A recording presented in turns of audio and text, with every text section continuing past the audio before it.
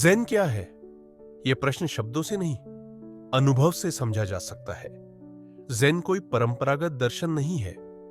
यह नियमों का संग्रह नहीं है, कोई सिद्धांत नहीं, न ही कोई विश्लेषण की प्रणाली।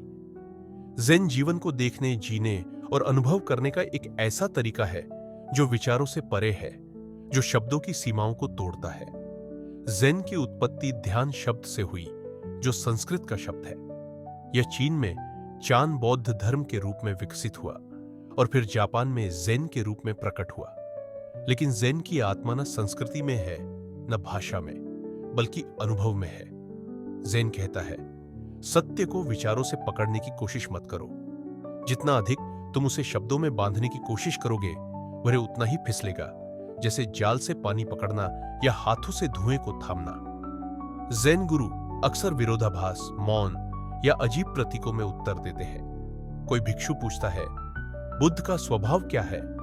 गुरु उत्तर देते हैं, 3 पौंड सन। यह उत्तर बुद्धि को शांत करने के लिए है, न कि जानकारी देने के लिए, क्योंकि ज़ेन में उद्देश्य है मौजूद होना, इस क्षण में पूरी तरह उपस्थित रहना।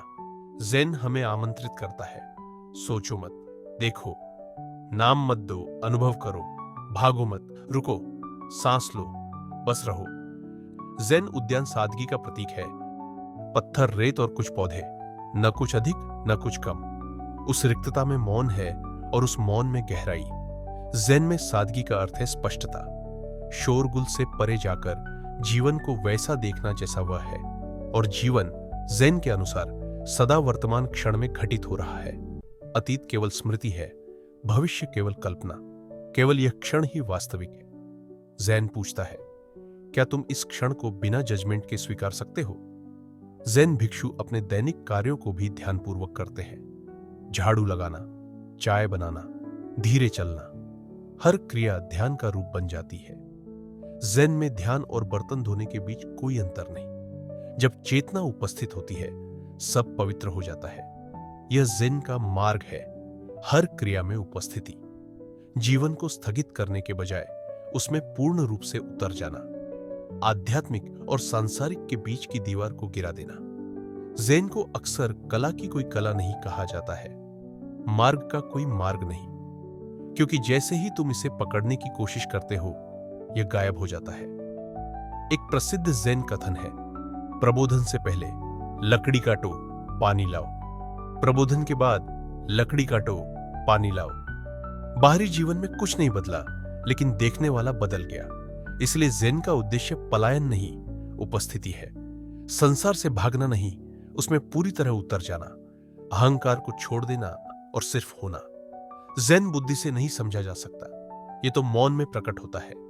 जब मन शांत होता है तो सत्य स्वतः प्रकट होता है, सोच के रूप में नहीं, बल्कि एक अनुभव के रूप में। कहा जाता है कि बुद्ध ने एक बार एक फूल उठाया और मुस्कुरा दिए। शिष्यों में से केवल एक मुस्कुराया और वहीं से ज़ेन की शुरुआत हुई।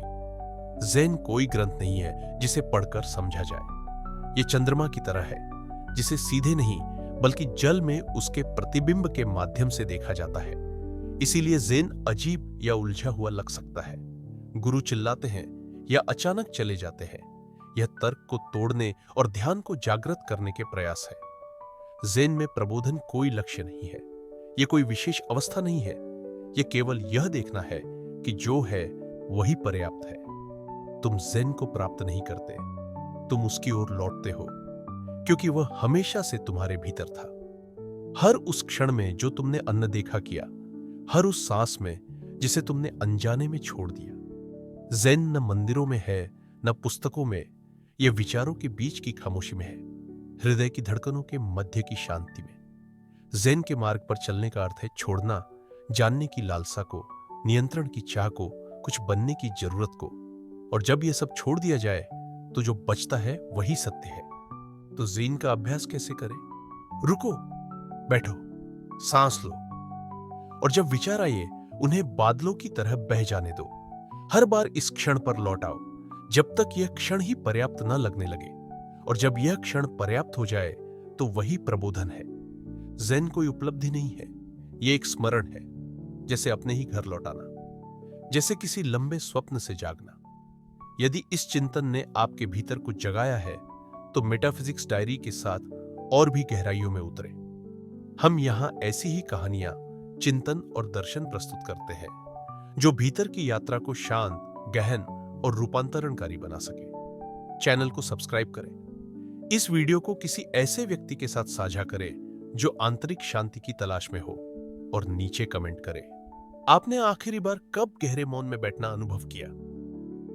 क्योंकि कई बार मौन ही हमें वह सच दिखाता है जिसे शब्द नहीं दिखा सकते।